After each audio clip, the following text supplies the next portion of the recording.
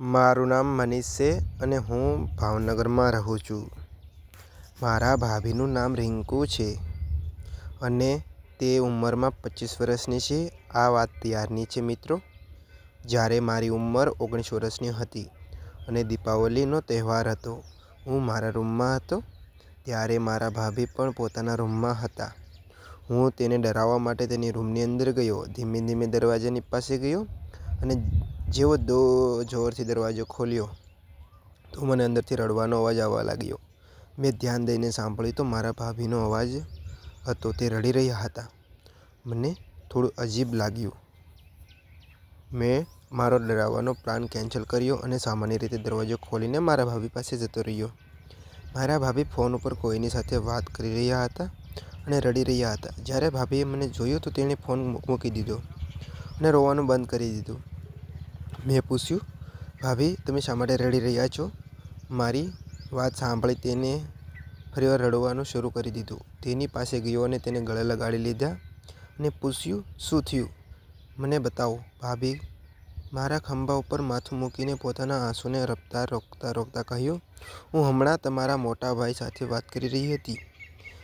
તેને મારા mummy papa પાસે જવા માટે કહ્યું તો મને સાસુ ખોટું કહેવા લાગ્યા. તે મને ક્યારેય પણ મારા પેરમાં વાત પણ કરવા દેતા નથી. તેને કહ્યું, આવું શા માટે? તે બોલ્યા, તમારા મોટા ભાઈનો ઝઘડો મારા ભાઈ સાથે થયો હતો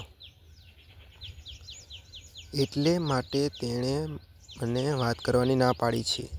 હું વાત કરીને નંબર ડિલીટ પણ કરી નાખું છું, છતાં પણ તમારા ભાઈને ખબર પડી જાય છે અને મને ખૂબ જ ખીજાય છે. મેં તેને કહ્યું, તો પછી તમે મારા મોબાઈલ ઉપરથી વાત કરી લ્યો. તો તે ના પાડવા લાગ્યા અને મને કહેવા લાગ્યા કે ના, તમે પણ તમારા ભાઈને વાત કરી દેશો. મેં કહ્યું, ના ભાભી, હું કોઈને વાત નહીં જણાવું.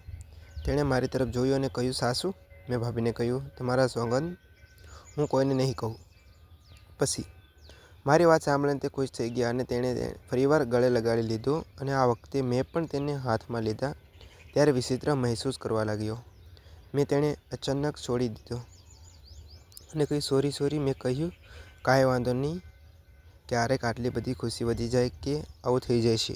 પછી મેં તેને મારો મોબાઈલ આપ્યો અને કહ્યું, પહેલાં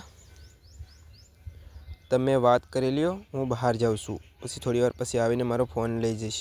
આટલું કહીને હું બહાર નીકળી ગયો. તેણે પોતાના ભાઈને ફોન લગાવ્યો અને વાત કરવા લાગ્યા. થોડીવાર પછી મિત્રો, જ્યારે ફોન લેવા માટે હું પાછો ગયો તો ભાભી અત્યારે પણ ફોન ઉપર વાત કરી રહ્યા હતા.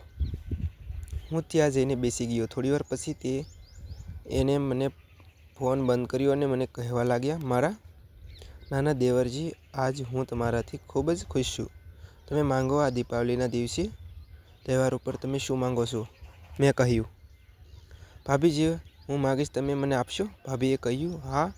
મેં પછી ભાભીને કહ્યું, ભાભી, એકવાર વિચાર કરી લ્યો, પછી ના નહીં પાડતા. ભાભી હસવા લાગ્યા અને કહેવા લાગ્યા કે હું તમને ના નહીં પાડું. તું માગીને જોઈ લે.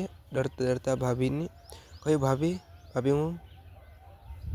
ભાભી બોલ્યા, અરે વહાલા દિયર, તમે બિંદાસ બોલો, તમારે શું જોવે છે?